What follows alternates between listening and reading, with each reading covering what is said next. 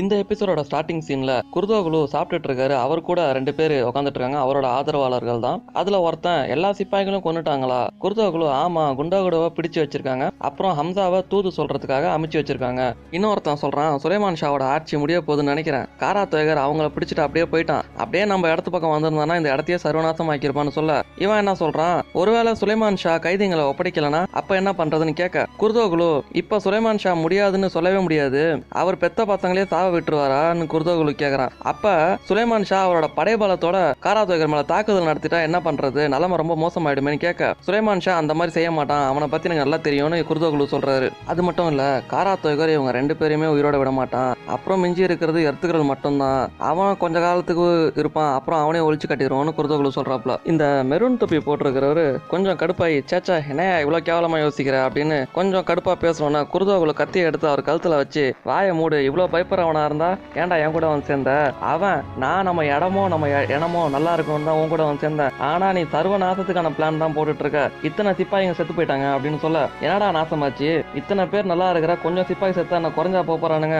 இவனை பாருங்க, நீங்க சொல்றதுதாங்க கரெக்ட், நீங்க சொல்றதுதான் கரெக்ட், இவன் ஜாலரா அடிக்கிறான். இந்த சைடு குர்தோகுலு கடுப்பாய் எந்திரிச்சு நின்று, நான் காரா தொயகர் கிட்ட தாக்குதல் நடத்துறதுக்கு இவங்க அந்த சைடு போறாங்க, அங்க போய் இவங்க கூட தாக்குதல் நடத்துன்னு நான் போட்டு கொடுக்கலனா அவன் நேரா நம்ம இடத்துக்கு வந்து நம்ம இடத்த எல்லாம் நாசமாக்கியிருப்பான், இந்நேரத்துக்கு நம்ம செத்து போயிருப்போம்டா அப்படின்னு இவன் சொல்றான். இப்ப நம்ம இங்க உயிரோட உட்காந்துருக்கோம், இங்க நம்ம இப்போதைக்கு நம்ம கெட்ட செய்தியாக காத்திருக்க வேண்டியதுதான், அந்த கெட்ட செய்தி நமக்கு நல்ல செய்தியாக இருக்கும் அப்படின்னு சொல்லி இவனை வந்து போய் ஃப்ரெஷ் ஆகிக்கோ போ அப்படின்னு இவன் அனுப்புறாரு. இவனும் கிளம்புறான். அவன் போன அப்புறம் குர்தோகுலு இந்த இன்னொருத்தன் இருக்கான் பாத்தீங்களா, இவன் கிட்ட இந்த பயந்தாங்கொழி எங்கேயாவது வாய் திறந்துருவான், அப்படி இவன் வாய் திறக்கிற மாதிரி இருந்தா இவன் மூச்சு ஒரேடா நிப்பாடிடுன்னு சொல்றாரு. அடுத்த சீன்ல அண்ணியும் அவங்க தங்கச்சியும் காட்டுறாங்க.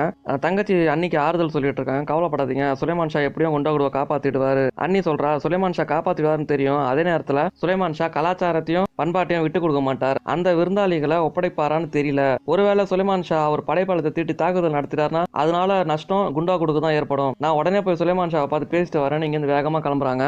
அந்த பக்கம் சுலைமான் ஷா சொல்றாரு, முதல்ல காரா தொயகர் கிட்ட இருந்து குண்டாகுடுவை விடுதலை பண்ணணும், அப்புறம் கைதிகளை மீட்டுறதுக்காக அவன் நம்ம சொல்ற இடத்துக்கு வருவான், அவன் அங்க வந்த உடனே உன்னோட வீர விளையாட்டு ஆரம்பமாயிடும்னு சொல்லிட்டு இருக்கும்போது அண்ணி இதை ஒட்டு கேட்ட மாதிரி தெரியுது. நேரா உள்ள போக பாக்குறாங்க. ஆனா அங்க ஒரு சிப்பாய் அவனை அண்ணிய உள்ள விட மாட்டேன்றாரு, உள்ள போறதுக்கு அனுமதி இல்ல அப்படின்னு சொல்றாரு. அண்ணி இந்த சிப்பாயை மதிக்கிற மாதிரி தெரியல, சம கடுப்புல இருக்க, மரியாதை நவுந்து போ அப்படின்னு சொல்லிட்டு நேரா உள்ள போறாங்க.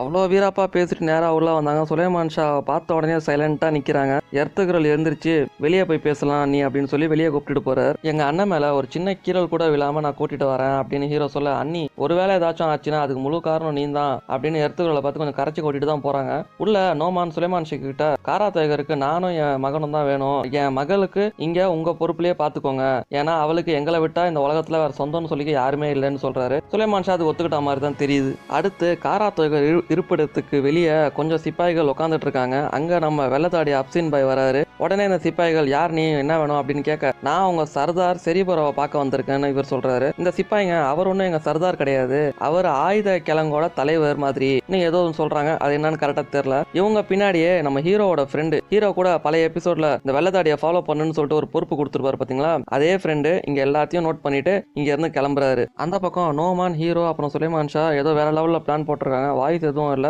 ஆனா பயங்கரமா பிளான் போடுறாங்கன்னு தெரியுது. இங்க வெள்ளத்தாடி ஆப்ஷன் உள்ள வரும்போது டைட்டஸ் எதிரில இருந்து அப்படியே கிராஸ் ஆகி போறான். அவனை பார்த்து இவர் திகச்சு பாக்குறாரு. ஏன் அப்படி பாக்குறாருன்னு தெரியல. உள்ள வந்தா காரா தொயகரை ஒருத்தர் பார்த்துட்டு ரிட்டர்ன் ஆகிட்டு இருக்காரு. அவரும் டைட்டஸ் ஒரு மாதிரி முறைச்சு குறுகுறுன்னு பாக்குறாரு. ஆனா ஏன் பாக்குறாருன்னு தெரியல, இவர் யாரும் தெரியல, ஒருவேளை இவர் தான் அந்த சரி போறோம்னு நினைக்கிறேன். இப்போ காரா தொயகர் சொல்றான், ஒஸ்தாதோட தூது வந்துச்சு, இந்த காய் மக்கள் ஹலபு கிட்ட குடி போறது அவருக்கு பிடிக்கல போல இருக்கு.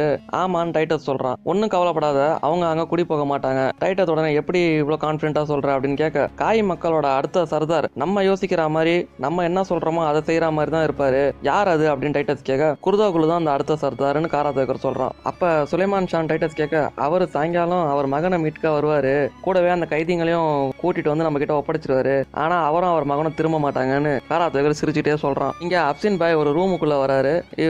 அந்த ஆளு தான் நம்ம சந்தேகப்பட்டது கரெக்ட் தான், அவர் தான் சரி பரோ. இவங்க 2 பேரும் மீட் பண்ணிக்கிறாங்க. சரி பரோ, நீ போர்லயே செத்துட்டேன்னு சொன்னாங்க, ஆமா, ஆனா அல்லாஹ் என்ன காப்பாத்திட்டாருன்னு இந்த அப்சின் பாய் சொல்றாரு. நம்ம ராஜ்யம் பெரிய ஆபத்துல இருக்கு, எனக்கு உன் உதவி தேவை அப்படின்னு சொல்றாரு. என்ன உதவி எதுன்னு ஒரு கிளாரிட்டி இல்ல. அப்படியே குண்டாகுடுவை காட்டுறாங்க. ரொம்ப பாவமாக உட்காந்துட்டு இருக்காரு. குர்தோகுல் கிட்ட ஒரு சிப்பாய் வந்து சுலைமான் ஷா உங்களுக்காக காத்துட்டு இருக்காரு, ஏதோ உங்ககிட்ட பேசணுமா அப்படின்னு சொல்றாரு. இந்த பக்கம் நம்ம வெள்ளதாடி அப்சின் பை என்ன சொல்றாருன்னா, காராத்தோகர் கிட்ட இருந்து இளவரசர்களை எப்படியும் காப்பாத்திடணும், இல்லனா இந்த பைதாண்டியனோட ஆளுங்க நம்ம ராஜ்யத்துக்குள்ள எல்லா இடத்துலயும் பரவிடுவாங்க, தேவைப்பட்டா நம்ம இளவரசர்களுக்கு வேற ஒரு ஏற்பாடு கூட பண்ண வேண்டியது இருக்கும், எல்லாத்துக்கும் தயாராயிருன்னு சொல்றாரு. நீங்க ஒண்ணு கவலைப்படாதீங்க, நான் அவங்க கூட இருக்கிறேன் அப்சின் பாஷான்னு சரி போற சொல்றாரு. இந்த பக்கம் குர்தோகுல் சுலைமான் ஷா முன்னாடி எதுவுமே தெரியாத மாதிரி பேசிட்டு இருக்காங்க. சுலைமான் ஷா எல்லா விஷயத்தையும் சொல்லியிருக்காரு. உடனே குர்தோகுல் இங்க ஒரு பெரிய ஒரு நடிப்பை அரங்கேற்றம் பண்றாப்ல. காராத்தோகருக்கு எவ்வளவு தெரியும், அவனை என்ன நினைச்சிட்டான் அப்படி இப்படின்னு ரொம்ப ஆவேசமா பேசிட்டு இருக்காரு. நம்ம அவனுக்கு நல்ல ஒரு பாடம் புகுத்த வேண்டிய நேரம் வந்துருச்சு, நீங்க கட்டளை எடுங்க, மத்ததை நான் பாத்துக்கிறேன் அப்படின்னு சொல்லி குர்தோகுல் இங்க சொல்ல,